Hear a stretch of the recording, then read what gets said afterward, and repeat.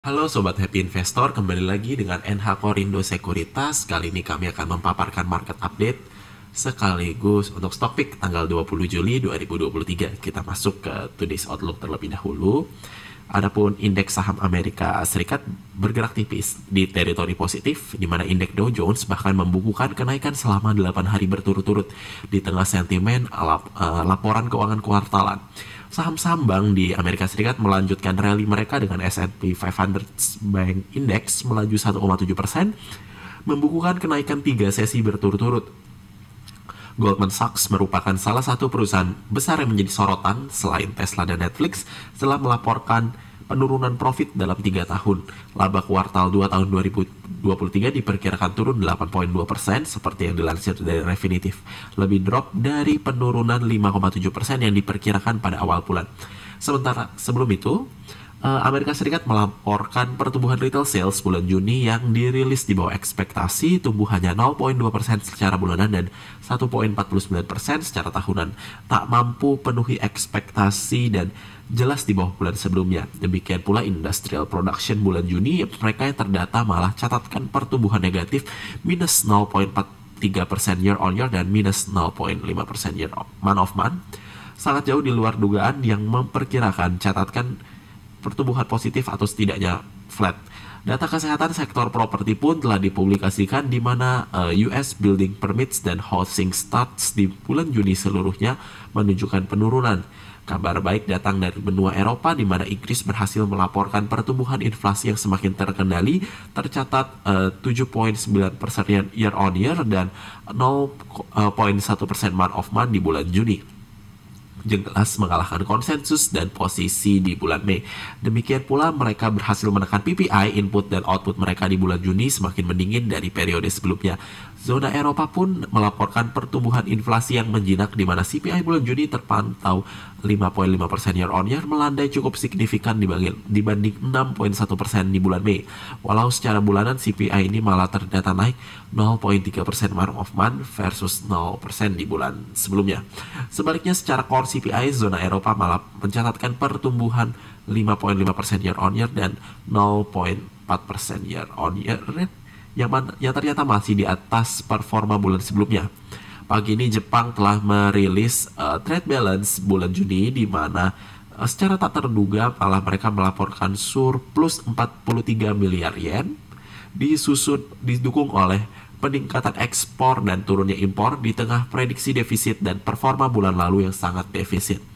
Berikutnya akan dipantau beberapa highlight penting dari sentero dunia, dimulai dari keputusan Bank Sentral China mengenai suku bunga di mana konsensus memperkirakan akan dijaga tetap flat di level 3,55%.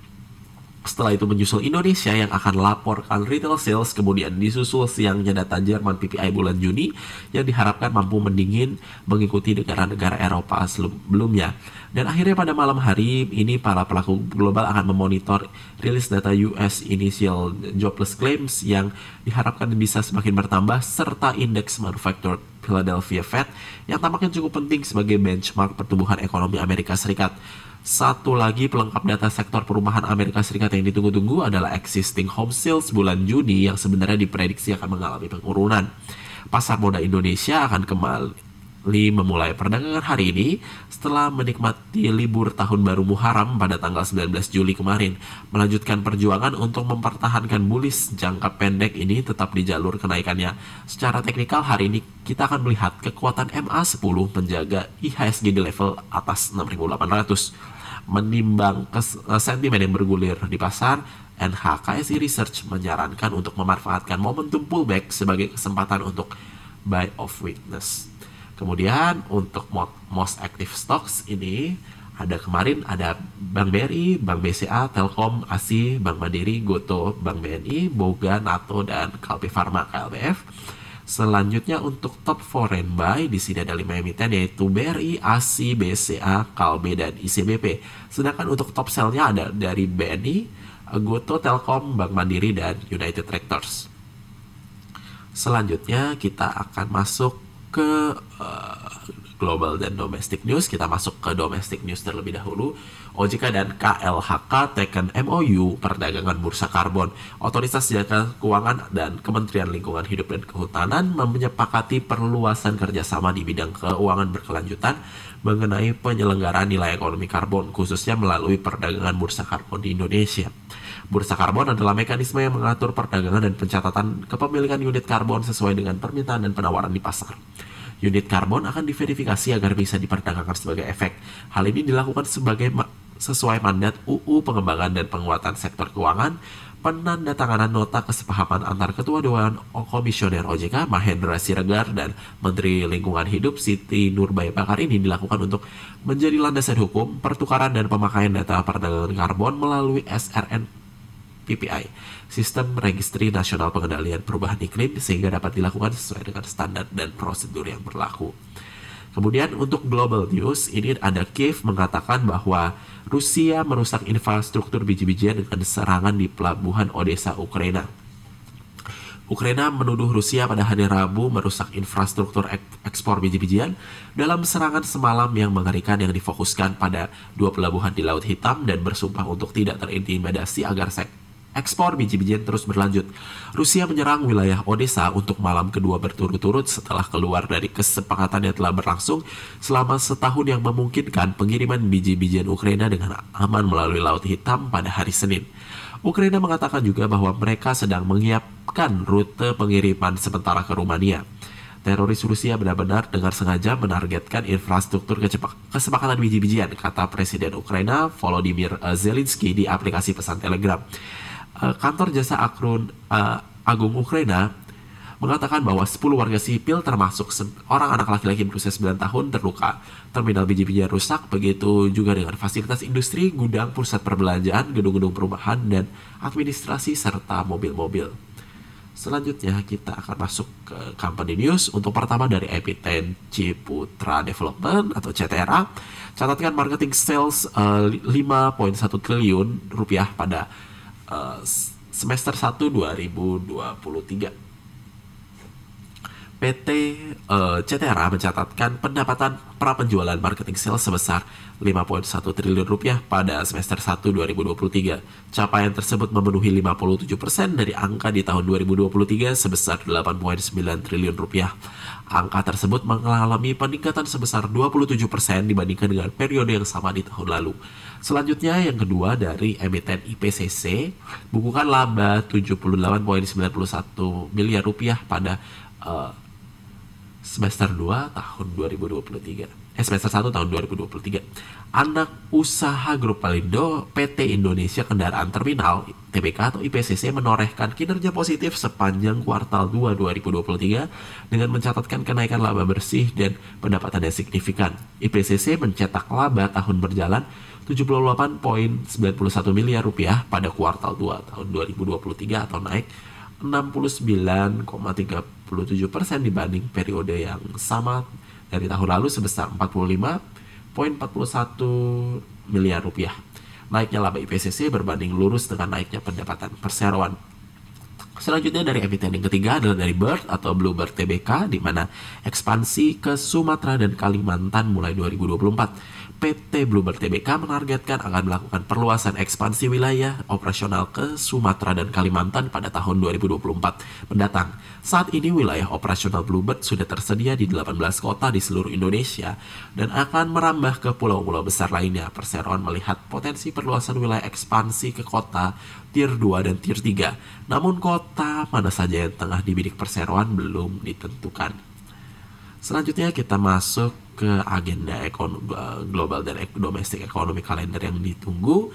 Untuk hari ini yang ditunggu dari Amerika Serikat itu ada 3, initial jobless claim, existing home sales, dan leading index. Sedangkan dari Jepang ini adalah trade balance dan machine tool orders year on year. Selanjutnya untuk corporate calendar hari ini untuk cum dividen tidak ada, melainkan ada RUPS dari 4 emiten untuk tanggal 20 Juli ini, yaitu dari MDIA, Tris, Viva, dan Yellow.